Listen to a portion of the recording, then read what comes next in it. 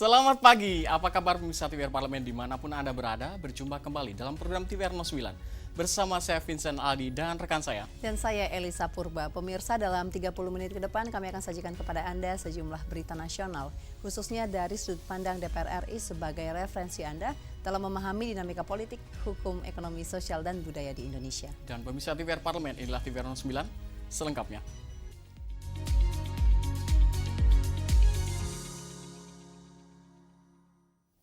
Komisi 8 DPR RI menilai wacana war tiket haji dapat menjadi salah satu upaya mengurangi antrian calon jemaah haji di Indonesia. Namun mekanismenya dinilai belum adil dan harus melalui kajian mendalam. Komisi 8 DPR RI menilai wacana war tiket haji dapat menjadi salah satu upaya mengurangi antrian calon jemaah haji di Indonesia. Namun mekanismenya dinilai belum adil dan harus melalui kajian mendalam. Anggota Komisi 8 DPR RI, Maman Imanul Haq menilai, sistem war tiket haji berpotensi menimbulkan ketimpangan karena membuka peluang bagi pihak yang memiliki kemampuan finansial lebih besar untuk mendahului jemaah lain yang telah menunggu lebih lama. Tapi itu menurut saya tidak adil, karena ada orang yang sudah nunggu berapa puluh tahun, tiba-tiba dia akan kalah oleh orang yang punya duit gede. Saya usulin, oke deh war tiket, tetapi harus lewat kajian. Misalnya, tetap ada prioritas bagi lansia, prioritas bagi penderita penyakit tinggi, risiko tinggi. Nah itu boleh. Jadi saya rasa war tiket ini bisa diklasifikasi dulu tuh, klasifikasi dulu dan sebagainya. Intinya sih bagus menurut saya untuk mengurangi antrian, lalu mencoba untuk memberikan kesempatan bagi orang yang memungkinkan untuk umur saya nyampe nggak ya 16 tahun, bagi orang yang umurnya 80 tahun. Pasti mikir begitu. Mekanismenya ya udah deh alihkan ke sini, lalu bagaimana dan sebagainya. Tetapi untuk lalu war ticket itu secara keseluruhan itu tentu sangat tidak rasional dan tidak adil. Jadi kita ingin yang rasional, adil dan konstitusional. Seiring dengan pertumbuhan jumlah umat muslim di tanah air, Maman Imanul Haq juga mendorong upaya penambahan kuota haji dari negara lain yang tidak terpakai untuk mengurangi jumlah antrian jemaah di Indonesia. Adila dan Ridwan, TVR Parlemen melaporkan. Komisi 6 DPR RI mendorong PT Telkom Indonesia melakukan terobosan bisnis, menyusul perlambatan kinerja perusahaan di tengah tekanan industri telekomunikasi dan perkembangan teknologi global. Komisi 6 DPR RI mendorong PT Telkom Indonesia Persero Tbk melakukan terobosan bisnis menyusul perlambatan kinerja perusahaan di tengah tekanan industri telekomunikasi dan perkembangan teknologi global. Dalam kunjungan kerja ke Provinsi Lampung, Komisi 6 DPR RI menghimpun laporan kinerja BUMN sektor telekomunikasi serta meninjau langsung peran Telkom dalam mendukung ekosistem digital dan pertumbuhan ekonomi daerah. Wakil Ketua Komisi 6 DPR RI Nurdin Halid menyampaikan, meskipun masih memberikan kontribusi yang cukup besar kepada negara, pertumbuhan perusahaan PT Telkom dinilai cukup rendah. Dengan pendapatan sebesar Rp109,6 triliun dan laba bersih sekitar Rp15,8 triliun hingga triwulan 3 tahun 2025, secara tahunan PT Telkom mengalami kontraksi sekitar 2,3%. Ini menggembirakan di tengah-tengah persaingan global maupun persaingan di dalam negeri yang begitu ketat. Tetapi ada yang mengkhawatirkan, yaitu pertumbuhan hanya 0,9% sampai 1%. Oleh karena itu maka perlu terobosan produk-produk, antara lain adalah digitalisasi di bidang pendidikan, digitalisasi di bidang kesehatan, digitalisasi khususnya digitalisasi di bidang UMKM. Karena UMKM kita luar biasa banyaknya. Contoh di Lampung ini ada 18.000 UMKM. Nah, yang telah mendaftar di padi UMKM itu baru 8.000. Memang ada 10%, tapi yang bertransaksi baru 1%. Nah, inilah yang harus dilakukan oleh Telkom, mencari terobosan baru sehingga pertumbuhannya tidak stagnan. Dari Provinsi Lampung, Ferdian Nur Rahman, TVR Parlemen melaporkan. Pemirsa, DPR RI tengah menjaring masukan terkait pembahasan rancangan undang-undang tentang Badan Pembinaan Ideologi Pancasila. Dan informasi selengkapnya kami hadirkan usai jeda, tetaplah di TVR 09.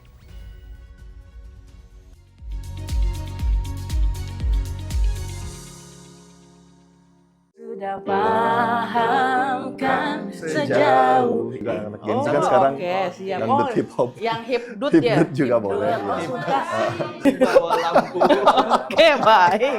Cuma saya nggak hafal kalau saya. Tapi kalau di IG kami karena memang dapil saya Sulsel, jadi kadang juga lagu Bugis juga ada, dangdut juga oke. ada. Iya, iya, Apa sih? iya. JJ kalau anak-anak sebutnya juga ada. Oke. Jedak-jeduk. Jedak-jeduk ya. Oke, baik. Ya kalau hobi tadi itu mungkin musik satu, karena maksudnya buat refreshing. Kalau saya juga suka olahraga suka, tapi mungkin agak jarang sih akhirnya, tapi lebih suka menikmati juga sih. Ada yang bilang juga Pak di medsos itu Ya. Bapak tuh mirip basisnya Ran. Oh si Siapa namanya lupa? Itu yang basis Asta ya. Oh gitu ya. Asta. Oh, saya baru pertama kali dengar itu. Saya kayak bilang mirip pakai saya kan tetap jauh. Gitu ya. Siapkan bekalmu di peperangan. Jika tak setara ku maafkan. Memang sebegitunya aku.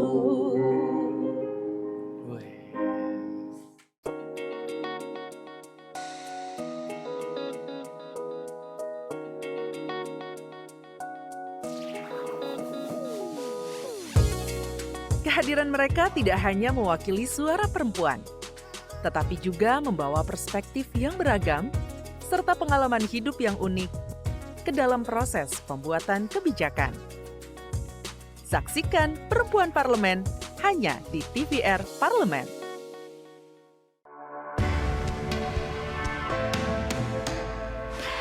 Dari ruang sidang Senayan, Jakarta, menyajikan liputan langsung kinerja DPR RI.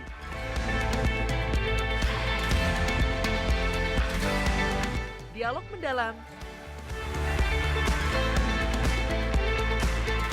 investigasi, dan profil wakil rakyat. TVR Parlemen kini hadir 24 jam.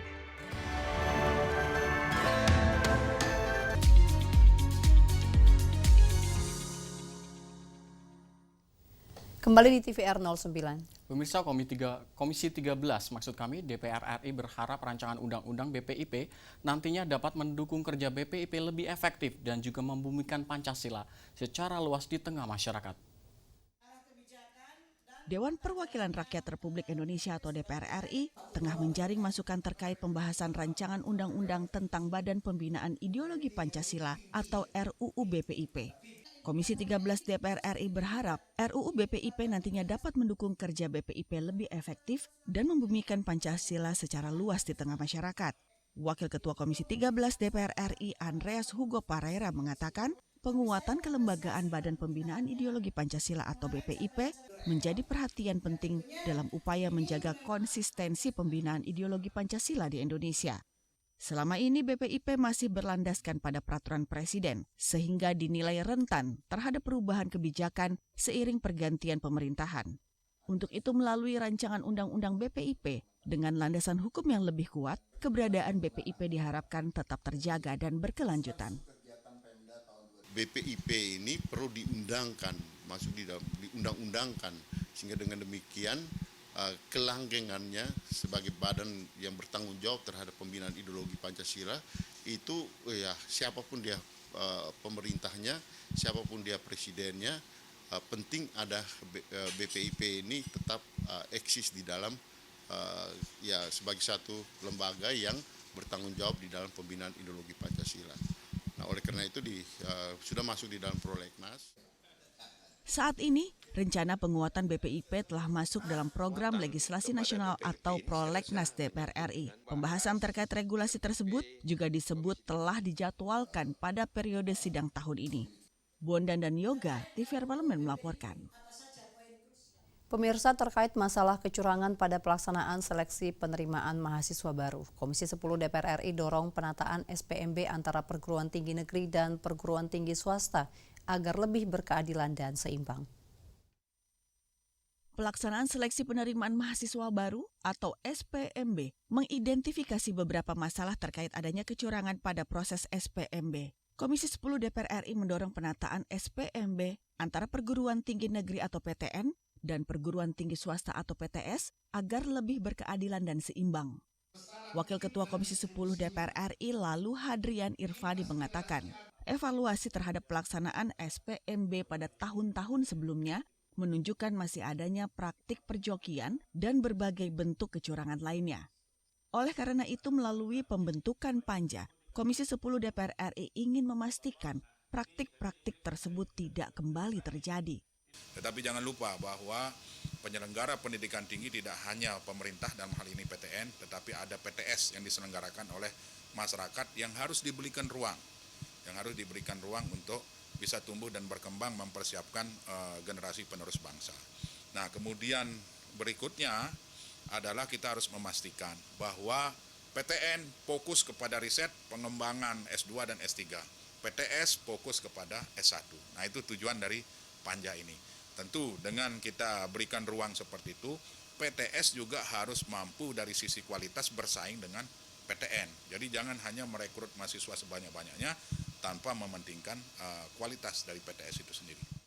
Sementara itu, evaluasi menjadi langkah penting dalam proses perbaikan berkelanjutan kebijakan SPMB sebagai dasar penyusunan rekomendasi kebijakan sekaligus penguatan strategi implementasi di masa mendatang.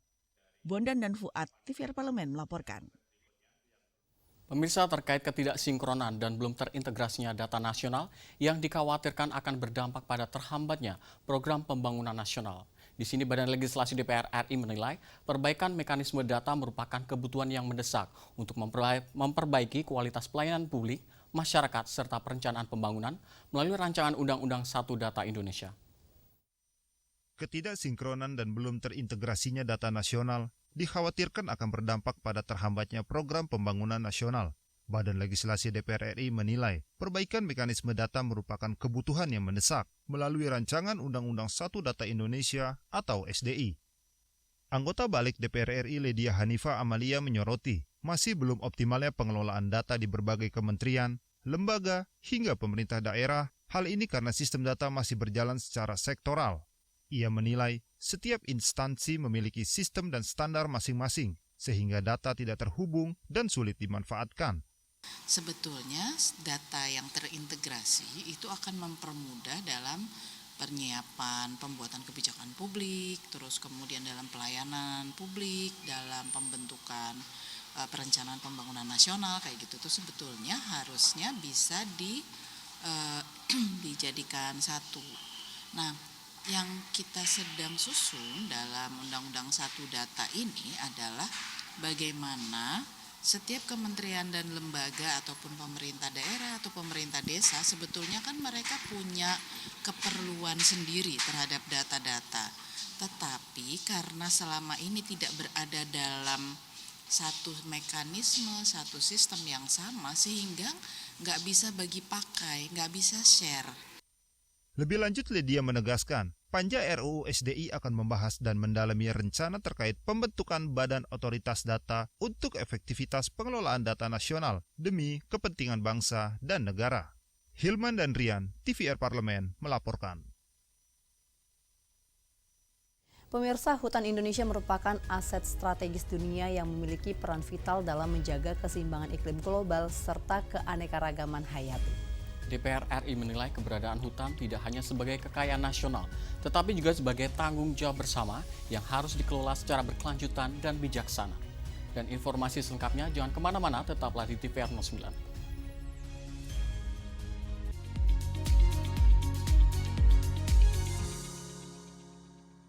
Andai kata perang besok berakhir, belum tentu harga langsung akan turun. Belum tentu, Pak. Tidak. Indonesia sektor migasnya dianggap inefisien saat ini karena aturannya sangat banyak, proses birokrasinya panjang, kebijakannya sering berubah gitu. Ini kemana ada heboh wacana ada kenaikan harga BBM. Kalau Pak Edi sendiri mungkin ada info-info, Pak, itu memang pemerintah yang membatalkan karena ada tekanan publik atau memang belum ada rencana untuk menaikkan harga BBM? Kami meyakini bahwa pemerintah tidak akan menaikkan BBM subsidi, ya tidak akan naikkan karena memang itu ya kebutuhan masyarakat dasar dan itu akan dipertahankan oleh pemerintah agar masyarakat tidak terbebani oleh fluktuasi harga. Menurut pandangan saya, andai kata perang besok berakhir, belum tentu harga langsung akan turun. Belum tentu, Pak? Tidak. Saya kira mungkin butuh waktu 6 bulan sampai 1 tahun sampai terjadi normalisasi harga itu. Pemerintah sudah menerapkan WFH 1 hari, Pak. Ya. Apakah menurut Pak Edi ini sudah cukup untuk efisiensi tersebut? Jadi saya melihat akan ada penghematan, tetapi penghematannya tidak sesignifikan ketika misalnya COVID. COVID itu kita kemudian full WFH itu ya. Nah itu. Dalam kondisi apa Indonesia ini memang sudah harus menaikkan harga BBM? Hanya di TVR Parlemen.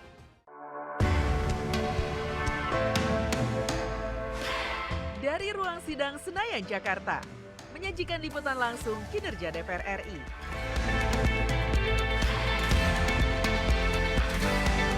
Dialog mendalam, investigasi, dan profil wakil rakyat. TVR Parlemen kini hadir 24 jam.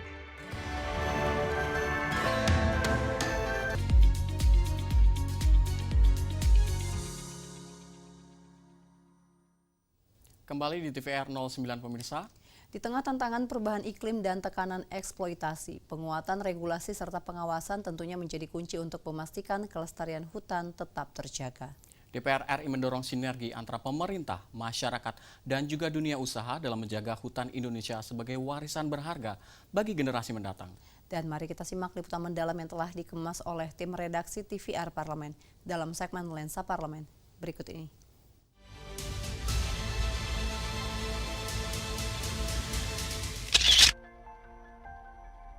Indonesia menegaskan perannya sebagai salah satu kunci dalam upaya global menghadapi perubahan iklim. Dari Washington DC, Wakil Ketua DPR RI Sari Yuliati menyampaikan, kekuatan hutan tropis Indonesia menjadikannya aset strategis dunia. Dalam forum internasional bertajuk Towards High Integrity Carbon Markets in Indonesia, Progress and Prospects, Sari menegaskan komitmen Indonesia dalam membangun pasar karbon yang transparan, kredibel, dan berintegritas tinggi. Sebagai pemilik salah satu hutan tropis terbesar di dunia, Indonesia menyimpan potensi besar sebagai paru-paru bumi sekaligus penyerap karbon global. Lebih dari itu, kekayaan alam berupa hutan, tanah, dan mangrove menjadikan Indonesia sebagai pusat strategis penyimpanan karbon. Potensi ini, jika dikelola secara optimal, dapat membuka peluang investasi hijau bernilai miliaran dolar Amerika Serikat. Our forests do not just breathe for Indonesia. They breathe for the world. However, being a tropical powerhouse brings with a profound dual reality, opportunity and responsibility. The opportunity, by quantifying the carbon sequestered in our ecosystem, we can unlock billions in green financing to fund our national development. Krisis iklim bukan sekedar isu akademis. Dampaknya telah dirasakan langsung di berbagai daerah di Indonesia. Dari perubahan pola cuaca hingga meningkatnya resiko bencana. Melalui forum tersebut, Indonesia mengajak kolaborasi lintas sektor, baik pemerintah maupun organisasi internasional untuk memastikan pasar karbon Indonesia memberi manfaat nyata bagi masyarakat dan berkontribusi bagi masa depan bumi.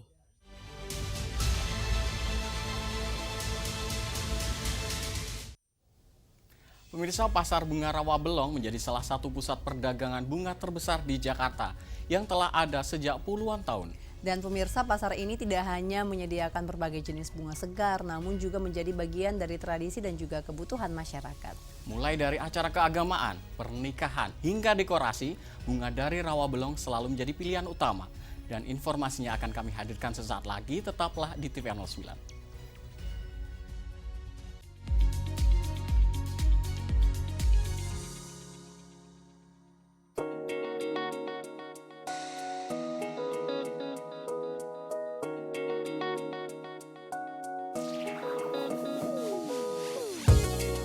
Kehadiran mereka tidak hanya mewakili suara perempuan, tetapi juga membawa perspektif yang beragam serta pengalaman hidup yang unik ke dalam proses pembuatan kebijakan.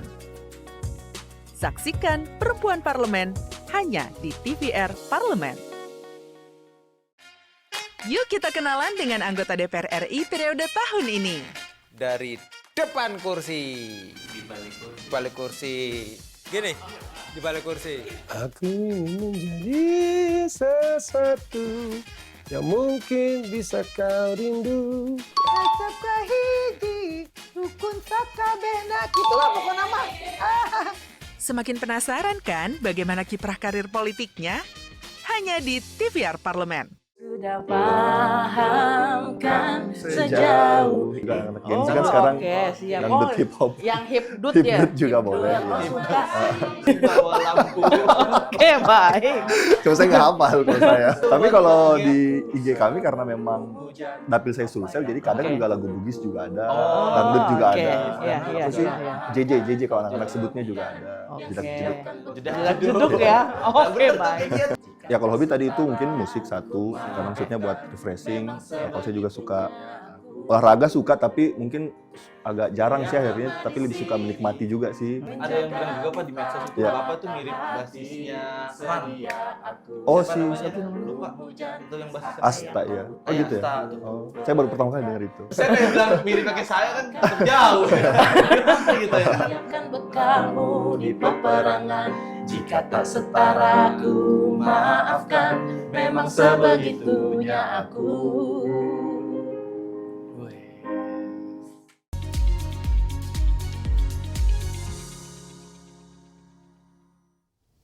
Terima kasih Anda masih bersama kami di TVR 09.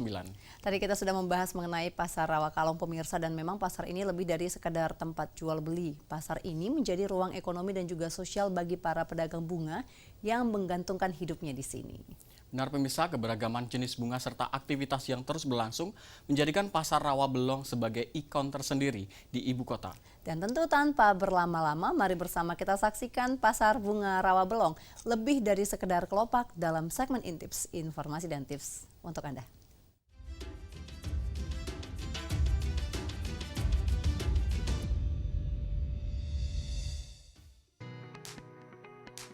Hari ini kita berkunjung ke Pasar Bunga Rawabelong, Jakarta Barat. Menjumpai berbagai macam jenis bunga yang masih terbilang murah karena yang mahal itu effortnya. Begitulah kiasan yang sering diucapkan kaum Gen Z yang tengah kasmaran. Menjaga agar dia tetap tegak, memastikan dia tetap segar, sampai memilih mana yang paling tepat untuk mewakili perasaan. Itu yang tidak ada label harganya. Karena effortnya mahal, maka kita juga harus tahu arti dari setiap kelopak yang dipilih. Karena memberi bunga itu bukan cuma soal tradisi, tetapi soal pesan yang tidak bisa terucap. Ini saatnya kita memahami bahasa mereka yang terbagi dalam jenis dan warna berbeda. Simbol cinta universal, mawar. Yang pertama, ada bunga mawar yang kita tahu sebagai simbol cinta universal, namun setiap warnanya berbicara berbeda. Merah untuk cinta yang mendalam dan gairah, putih untuk kesucian dan ketulusan, merah muda untuk kasih sayang dan kelembutan, kuning untuk persahabatan, dan biru untuk harapan yang mustahil namun diimpikan. Mengalir indah, bunga mawar bagaikan titipan makna yang menyertai perjalanan manusia. Untuk umur panjang, krisan. Bunga krisan kelopak yang menyimpan pesan tentang umur yang panjang, dibarengi dengan panjatan doa yang selalu hadir dalam diam. Seperti harapan yang terus hidup, setia, menetap, dan menemani hari-hari dengan keabadian yang sederhana namun bermakna. Kemurnian dan keteduhan hati, lili. Lili yang hadir dengan keanggunan, kelopaknya terbuka perlahan seolah membawa pesan tentang kemurnian dan keteduhan hati. Aromanya lembut namun cukup untuk memenuhi ruang dengan rasa damai. Seperti pengingat bahwa keindahan sejati seringkali datang dalam kesederhanaan yang tenang. Si pecinta cahaya, bunga matahari. Bunga matahari wajahnya selalu menoleh ke arah terang, seakan tak pernah lelah dan percaya pada hangatnya harapan. Kuningnya menyala penuh keceriaan, mengajarkan bahwa hidup sesederhana apapun selalu punya alasan untuk dirayakan dengan cahayanya masing-masing. Si penjaga rahasia Snapdragon. Tak seram seperti namanya, Snapdragon justru memiliki keunikan yang bercerita. Kelopaknya tampak seperti sedang berbisik, menyimpan rahasia alam yang tak semua orang sadar. Bentuk yang tegak melambangkan kekuatan dan keberanian, menghadirkan simbol keteguhan yang dibalut imajinasi. Kehangatan yang tak banyak bicara, Astar. Astar mekar dalam kesederhanaan. Namun justru disitulah pesonanya tinggal. Kelopak kecil yang tersusun rapi, tidak mencolok tapi terasa hangat. Ia berbicara tentang kesabaran dan perasaan yang tumbuh perlahan, namun kuat bertahan. Mengajarkan bahwa kasih tidak selalu hadir dengan gemuruh, namun dengan ketenangan yang tidak mudah-mudah. Dari lorong ke lorong, pasar bunga Rawabelong bukan hanya membawa rangkaian warna, tetapi cerita yang melekat di setiap kelopaknya. Di tengah harum yang berpadu dan langkah yang melambat, ada rasa tenang yang ikut singgah. Istirahatlah sejenak karena hidup tak selalu harus bergegas. Dari pasar Rawabelong, kita memeluk sejuta kebahagiaan dengan harga yang sepadan. Sampai jumpa di perjalanan selanjutnya.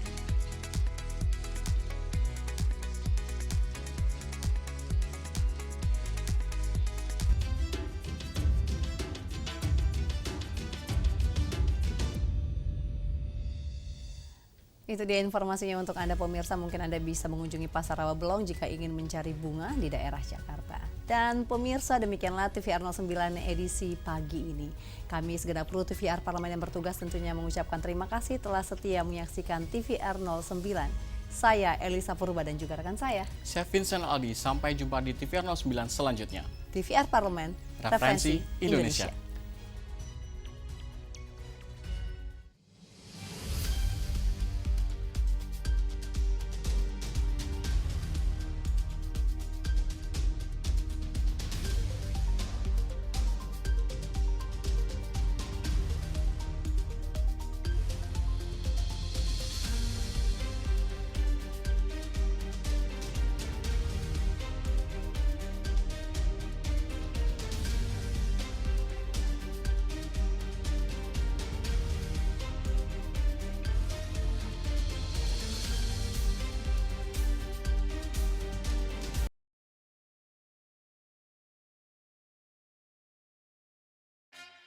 Yuk kita kenalan dengan anggota DPR RI periode tahun ini.